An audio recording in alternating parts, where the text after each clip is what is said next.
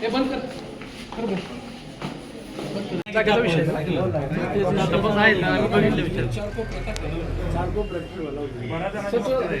अजून तिघं चौघ जण फक्त ज्याने बघितलं.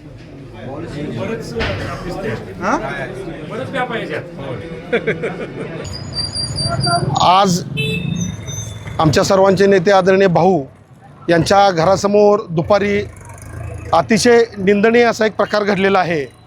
एका बंगाली इस्मानं कुठल्या तरी एक काळी जादू टाईप असं काहीतरी तो करत होता असं तिथल्या लोकांनी आमच्या रेड हँड त्यांना पकडलं.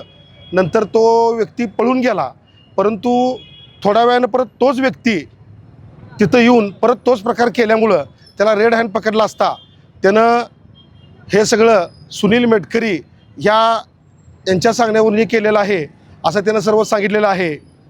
विटे शहराच्या इतिहासात आजपर्यंत असं कधी घडलेलं नाही आहे. एखाद्या माजी आमदारांच्या घराच्या समोर भर दिवसा आणि आजच्या प्रजासत्ताकाच्या दिनादिवशी जर ही लोकं अशी धाडस करत असतील तर ह्याच्यामागे यांचा उद्देश काय आहे, ह्याच्यामागे हे कशासाठी करत आहेत आणि ह्याच्यामागे त्यांचं कारण काय असावं ह्याचा सर्व पोलिसांनी तपास करावा. ह्यांच्यावर जी आता नवीन कलम आहे जादूटोणा कायदा त्यांच्या अंतर्गत अतिशय कठोर अशी कारवाई करावी. जर ह्याच्या मुळापर्यंत पोलीस आणि प्रशासन नाही गेलं तर आम्हाला नजीकच्या काळात ह्याचा गंभीर परिणाम होऊन विटे शहर आम्हाला अनेक वेळा सगळ्यांना आम्हाला त्रास द्यायचा हेतू नाही आहे, परंतु ह्याचं जर नाही डिटेलमध्ये गेलं आणि त्याचा तपास नाही केला तर आम्हाला नाही असतो ह्याचा विटे शहर बंद करून आम्हाला ह्याचा मुळापर्यंत जावं लागेल.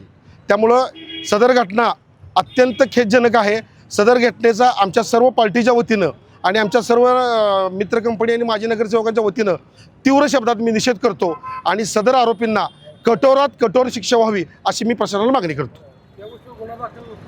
ह्या गोष्टीवर आता पोलीस स्टेशनला गुन्हा दाखल झालेला आहे. पोलिसांचा तपास चालू आहे आणि हे सर्व दुर्दैवाने आमच्याच कार्यकर्त्यांनी पकडून खोलात जाऊन केलं. अत्यंत मला शॉकिंग आहे की त्यांच्या मोबाईलमध्ये आदरणीय वैभवदादांच्या नवीन घराचा मॅप होता, त्यांच्या जुन्या घराचा मॅप होता. म्हणजे यांना पुढं काय करायचं आहे, ह्यातनं आणखीन काय मोठं काय यांना षड्यंत्र करायचं आहे का अशी शंका आमच्या कार्यकर्त्यांना वाटत आहे. म्हणून माझं पोलीस प्रशासनाला नम्र विनंती आहे ह्याचा सखोल तपास करावा, अन्यथा आम्हाला आमच्या पद्धतीने याचा तपास करावा लागेल. या निवडणुकीच्या वातावरणात आता हे आम्हाला निदर्शनास आले भर दिवसा झालं म्हणून ह्याच्या आधी काय घडलंय का काय अशी आमच्या कार्यकर्त्यांची मोठी शंका आहे. तसंच आता ह्या जिल्हा परिषद पंचायतीमध्ये निवडणुका आहेत, ह्याच्या अनुषंगाने काय केलं असेल का ह्याची आम्हाला शंका आहे. त्यामुळे पोलीस प्रशासनानं याचा सखोल तपास करावा असं मी आमच्या सगळ्यांच्या वतीने त्यांना विनंती करत आहे. आज जो वैभवदादा आणि सदाशिवराव पाटील यांच्या घरावर झालेला हा जो प्रकार आहे तो प्रकार जो आपला सुनील मेटकरी आहे, या सुनील मेटकरचा पहिल्यांदा मी त्याचा निषेध करतो की अशा चांगल्या व्यक्ती आम्ही समजत होतो, परंतु ही एकदम वाईट वृत्तीचा हा माणूस आहे आज या विटे शहराला माहिती झालेला आहे.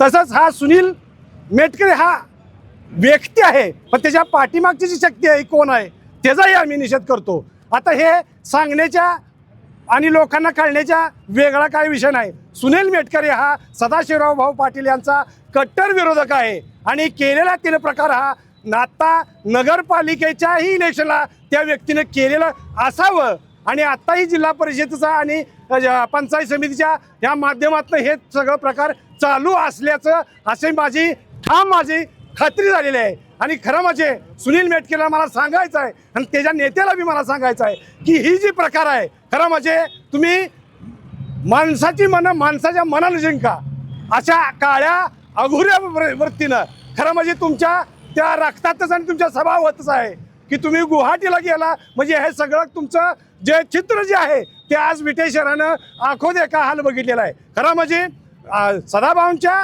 घरापाशी काळी जादू टोना करण्यासाठी आणलेला बंगाली आणि त्याचा सूत्रधार त्याला गाडीवरून घेऊन फिरणारा सुनील मेटकरी याला माझं आव्हान आहे.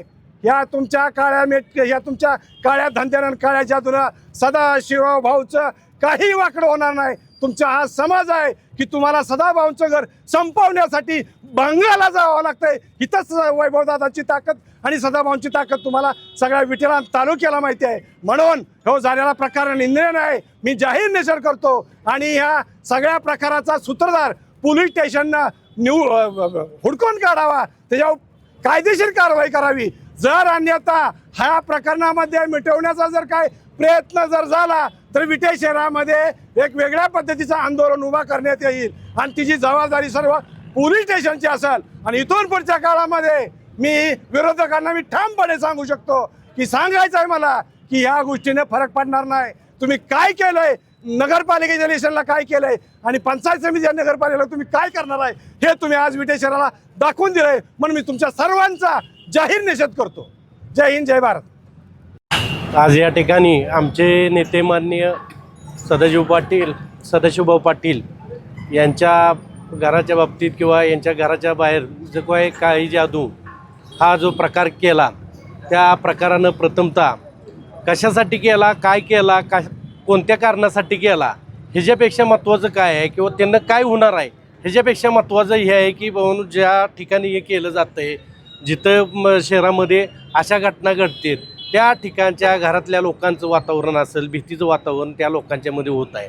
असं करत असताना जर ह्यांना रंगे हात पकडला असेल आणि ते जे काय बंगाली बाबू आहे त्या बंगाली बाबूचं या CCTV फुटेजमध्ये सुनील मेटकरी जे काय बाजार समितीला काहीतरी संचालक म्हणून आहेत ह्या सारख्या व्यक्तीला जर पकडला असेल तर यामध्ये खरंच मोठं षडयंत्र असण्याची शक्यता आहे.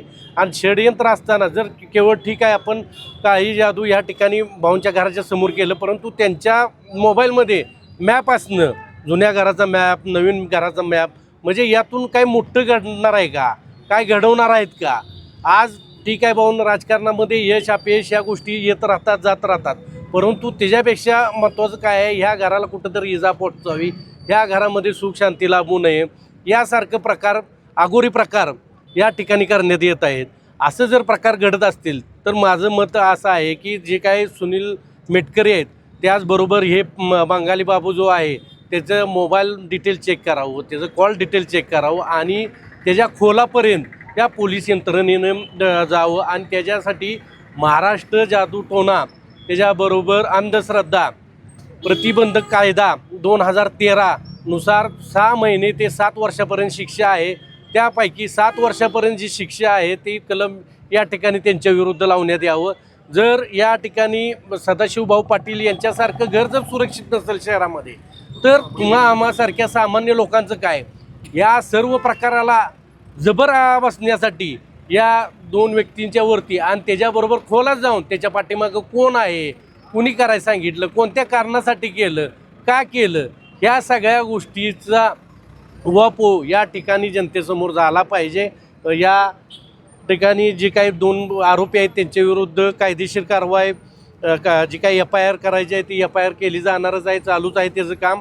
परंतु फक्त FIR करून यामध्ये भागणार नाही, त्याच्या अंतिम मुळापर्यंत गेलं पाहिजे का प्रकार असे घडतात.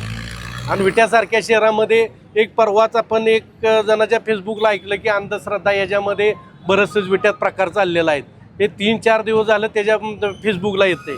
जर असं त्याच्या बाबतीत होतं आहे, आज सदाशिवभाऊंच्या बाबतीत झालं, उद्या तुमच्या आमच्यासारख्यांच्या बाबतीत होणार आहे. बरं ह्या गोष्टीतून काय होतं आहे काय नाही ह्याचं काही घेणं देणं नाही, परंतु जे काय लहान मुलं आहेत ती घरामध्ये, बायका आहेत त्या, यांच्यामध्ये ही भीतीचं वातावरण निर्माण होतं. भीतीचं वातावरण निर्माण झाल्यानंतर आपल्याला आपल्या घरातल्या लोकांना असुरक्षित असं वाटतंय.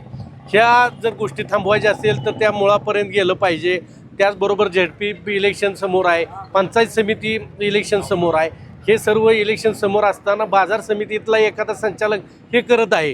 हे करत असताना मग त्याच्यामध्ये नेमका हेतू काय किंवा काय आहे कारण याचा पोलिसांनी तपास लावावा. अन्यथा या विटा शहरामध्ये आणि परिसरामध्ये जन आंदोलन उभारून त्या ज्या काय असल्या वृत्ती आहेत त्या ठेचून काढण्याचं काम 100% सदाभाऊंचे कार्यकर्ते करणार आहेत. त्यांच्यावर प्रेम करणारे कार्यकर्ते करण्यासाठी खंबीर आहेत.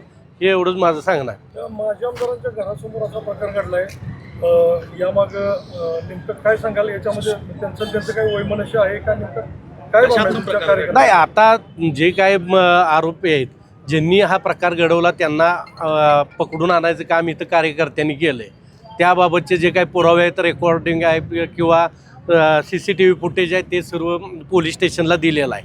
आता ह्यामध्ये का केलं, कोणत्या कारणासाठी केलं, कशासाठी केलं हे सर्व शोधण्याचं काम पोलिसांचं आहे. पोलिसांनी त्यांचे कॉल डिटेल्स घ्यावे, त्याच्याबरोबर पोलिसांनी त्याच्या अंतिम मुळापर्यंत जावं आणि मुळापर्यंत गेल्यानंतर कळणार आहे की नेमकं कारण काय घडलेलं आहे. त्याच्यामुळे ते पुढचं काम आहे ते पोलिसांनी करायचं आहे. आणि पोलीस जर ते पोलीस प्रशासन जर ते काम करणार नसेल तर निश्चित आम्ही कार्यकर्ते ते काम करू.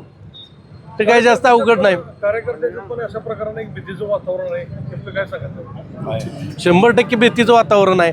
आपण एक ठीक आहे, आपण सुज्ञ नागरिक आहोत, या ठिकाणी गावामध्ये 4 माणसामध्ये फिरतोय, समाजामध्ये वावरतोय, आपल्याला त्याबाबत काही वाटत नाही. परंतु या ठिकाणी ज्या घराच्या समोर झाले, ज्या भागामध्ये झाले, त्या भागामधल्या ज्या महिला आहेत, त्या लहान मुलं आहेत, ती ही कुठंतरी टी व्हीला किंवा कुठल्या तरी मीडियामध्ये बघत असते अघोरी प्रकार काय आहेत किंवा काळी जादू काय आहेत. त्यामध्ये त्यांच्यामध्ये भीतीचं वातावरण होतं आणि भीतीचं वातावरण झाल्यानंतर त्यांना स्वतःला असुरक्षित वाटतंय. आणि हे असुरक्षितता जर आपली फॅमिली असुरक्षित वाटून घेत असेल तर आपल्याला काय सुरक्षितता आपण कशी मानायची. त्यामुळे 100% ह्या काळ्या जादूमुळं आपल्या विटा परिसरामध्ये भीतीचं वातावरण निर्माण होणार आहे. आताच जे काय बाहेरचे कार्यकर्ते आहेत ते म्हणतात की बाबा विटासारख्या गर्दीच्या ठिकाणी, विटा शहरासारख्या गर्दीच्या ठिकाणी जर असले प्रकार घडत असेल दिवसाढवळ्यात तर त्यामध्ये 100% काय ना काय पोलीस प्रशासनानं त्याचा माग घेतला पाहिजे आणि असलं प्रकार थांबवलं पाहिजे. खानापूर तालुक्यातील एकमेव सर्वसमावेशक हक्काचं न्यूज चॅनल विटा लाईव्ह न्यूज चॅनल.